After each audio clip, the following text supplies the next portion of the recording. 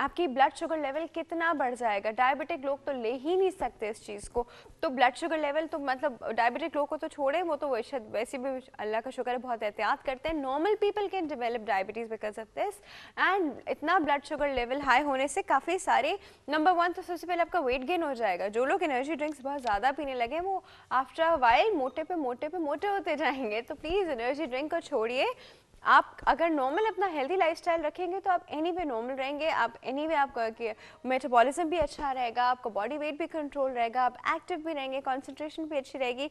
दूसरी जो इसमें बड़ी ख़तरनाक चीज़ है वो है इसका हिडन कैफ़ीन कंटेंट। कैफ़ीन उसके अंदर बहुत ज़्यादा होता है जो कि अक्सर उनके ऊपर लिखा भी नहीं होता है, लिखते भी नहीं है, बट कैफ़ीन इतना डाला हुआ होता है। आप सोचें जो हम चाय कॉफ़ी लेके थोड़ा सा कैफ़ीन लेते थे, कैफ़ीन जो हमें इतना ज़्यादा अलाउड ही नहीं है डेली अमाउंट में, 400 मिलीग्राम मैक्स।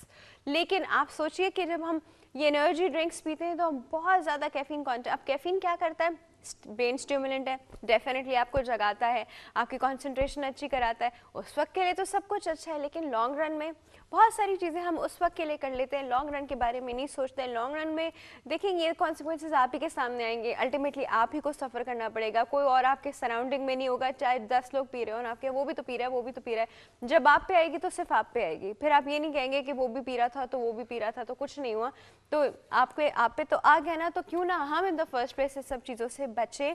कैफीन कंटेंट क्या करता है, वो सबसे पहले आपकी हार्ट बीट इंक्रीज कर देता है, तो हार्ट पेशेंट तो ये चीज़ पी ही नहीं सकते इन द फर्स्ट प्लेस।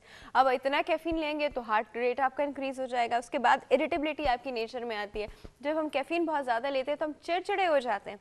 अब इतना आप दो आपने एनर्जी ड्रिंक्स एक साथ बैठे बैठे कैंस पी लिया, आपको पता भी नहीं चला कि पर कैन आपका एटलीस्ट 150 टू 300 मिलीग्राम कैफीन उसके अंदर होता है, which is not mentioned.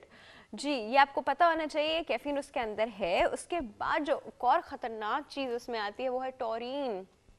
Taurine एक ऐसी चीज़ है जो कैफीन के साथ मिल के आपका वही ब्रेन स्टिमुलेंट कराती है, बहुत स्टिमुलेंट है आपका ब्रेन का, और आपकी ब्रेन उससे जागती है, आपकी कंसंट्रेशन अच्छी होती है कैफीन के साथ मिले। बट डेडली कॉम्बिनेशन है, डेडली, मौत के मुंह में जाने वाला कॉम्बिनेशन। दूसरा टॉरिन के बारे में आपको बताऊं, इसके कंटिन्यूस यूज़ से जब हमारा नर्वस सिस्टम इसका आदी हो जाता है तो आफ्टर अ वाइल हम बिल्कुल डिपेंडेंट हो जाते हैं इसके ऊपर। दूसरी जो इम्पॉर्टेंट चीज़ ये होती है, वो इम्पॉर्टेंट नहीं ख़तरनाक चीज़ है शुरू से, वो ये होती है कि मेमोरी लॉस होने लगता है। आपको चीज़ें भूलने लगती हैं, आपको याद नहीं आता, आप दिन के नॉर्मल मामूली से काम भूलने लगते हैं। तो ये सब टॉरिन से लिंक्ड है, और ये मैं शुरू की साइंस बता रही हूँ, सोचें आगे बढ़ के कहाँ से कहाँ जा सकता है, लेकिन नहीं, फिर भी पीना है एनर्जी ड्रिंक नोइंग कि ये सारे खतरनाक कॉन्सिक्वेंसेस के साथ लिंक्ड है।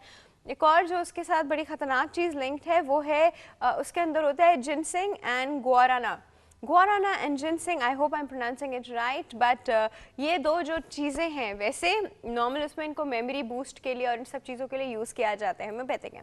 बट जब इनको इतनी ज़्यादा अमाउंट में कॉन्स्टेंटली यूज़ किया जाए तो आपको पता है इससे क्या होता है, झटके पड़ते हैं, सीजर्स होते हैं, लोगों को न्यूरोलॉजिकल प्रॉब्लम्स हो जाती हैं। देखिए, कोई एक चीज़ भी इसमें ऐसी नहीं है जिसकी मैं तारीफ़ करूँ, मैं कहूँ कि हाँ आप इसलिए पिए, नहीं पिए, क्योंकि ये सब चीज़ें जो हैं ये लॉन्ग रन में कैसी जा रही हैं, ये आपको मैं बता रही हूँ किस तरह जा रही हैं। तो प्लीज़ आपको बिल्कुल अवॉइड करना पड़ेगा। दूसरा, जब हम इतनी एनर्जी वाली कोई चीज़ पी लेते हैं, एनर्जी ड्रिंक टाइप, तो फिर होता ये है कि हमारी जो एनर्जी होती है, एक्सेस एनर्जी जो हमारी बॉडी की होती है, एक तो वो फैट बनती है, दूसरी आपका बिहेवियर बड़ा अजीब हो जाता है, आपका बिहेवियर बड़ा एग्रेसिव हो जाता है, जिसको हम कहते हैं रिस्क टेकिंग बिहेवियर हो जाता है। आप एक्सट्रीम स्पोर्ट्स में आ जाते हैं, आप कार रेसिंग करने लगते हैं, आप लोगों से लड़ने लगते हैं। अगर आप कार रेसिंग के अंदर नहीं है तो आपने हमारे यहाँ यूथ में देखा होगा कितने एक्सीडेंट्स रोजाना होते हैं कार रेसिंग की वजह से, ओवर स्पीडिंग की वजह से। कहाँ से उनके अंदर रिस्क टेकिंग बिहेवियर एकदम से आ जाता है, नोइंग कि कितनी खतरनाक चीज़ है। तो एक्सट्रीम स्पोर्ट्स में आ जाते हैं, अब रिस्क टेकिंग बिहेवियर हो जाता है, लड़ने शुरू हो जाते हैं, अब्यूजिव हो जाते हैं। ये आपकी एक्स्ट्रा एनर्जी कहीं तो यूज़ होगी, और इंसान की आदत है नेगेटिव चीज़ की तरफ पहले जाने की। तो please for God sake in the first place इस नेगेटिव चीज़ को अपनी लाइफ में से बिल्कुल निकालिए। जिनके बच्चे पी रहे हैं वो वालिदैन अपने बच्चों पे बहुत स्ट्रिक्ट हो जाएं, उनको पैसे ना दें, किसी भी तरह उनको एनर्जी ड्रिंक ना पीने दें, उनको बैठ के समझाएं कि बेटा ये तुम्हारे लिए किस तरह बुरा है। तो प्लीज़ एनर्जी ड्रिंक अपनी ज़िंदगी से पूरी तरह बाहर निकाल दीजिए। It does not give you wings. और जी हमारे पास वक्त हो गया है पोल ऑफ द डे का, और चलते हैं हम पोल ऑफ द डे की तरफ।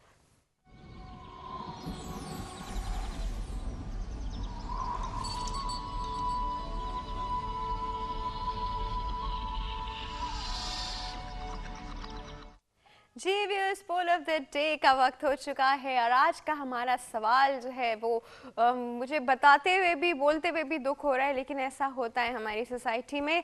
आज का हमारा सवाल है कि अगर औलाद ना हो तो दूसरी शादी करनी चाहिए, हाँ या नहीं। इसका जवाब हमने कुछ लोगों से लिया, चल के देखते हैं लोगों ने इसका क्या जवाब दिया।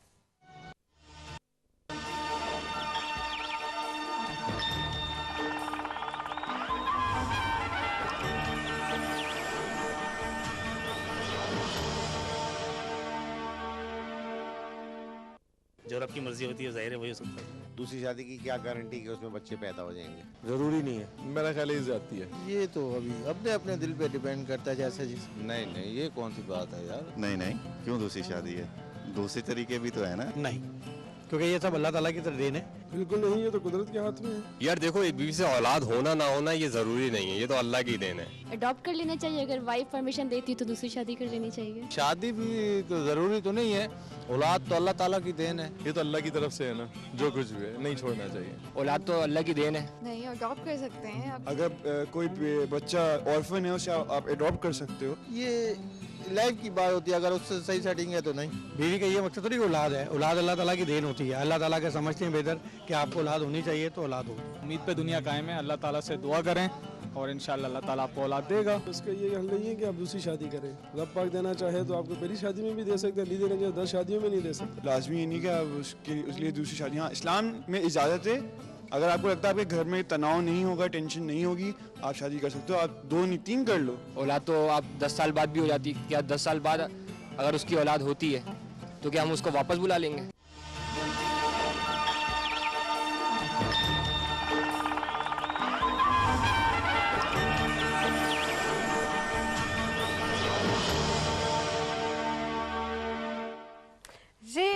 अभी आपने लोगों के व्यूज देखे, which I am to my surprise it was very good. लोगों ने कहा कि नहीं नहीं करनी चाहिए, खुदा की देन है, जिसको देता है अच्छी बात है, जिसको नहीं देता है उनको सब्र करना चाहिए, प्लस और ऑप्शंस भी यूज़ करने चाहिए। Why not. हमारे यहाँ इतने बच्चे रोज़ाना लवारिस हम लोग देखते हैं, तो अगर हम उनको अडॉप्ट कर लेंगे, there is nothing like that. सवाब का सवाब, और बच्चे का फ्यूचर भी बन जाएगा और आपके बच्चे की कमी भी पूरी हो जाएगी। Very nice approach, very good approach. और आपकी राय हमें चाहिए, आप हमें ईमेल कर सकते हैं healthymorning@health-tv.tv, और जो हमारा फेसबुक पेज है www.facebook.com/healthtv.tv, इसको जाके लाइक कीजिए और इसकी वॉल पे आप हमको बता सकते हैं कि आप इस बारे में क्या सोचते हैं। वक्त हो गया छोटी सी ब्रेक का, ब्रेक की तरफ चलते हैं। ब्रेक के बाद हम वापस आएंगे लियाकत सब्तैन के साथ, यानी हमारे एस्ट्रोलॉजी के सेगमेंट के साथ। कई मजा आएगा। Will be right back.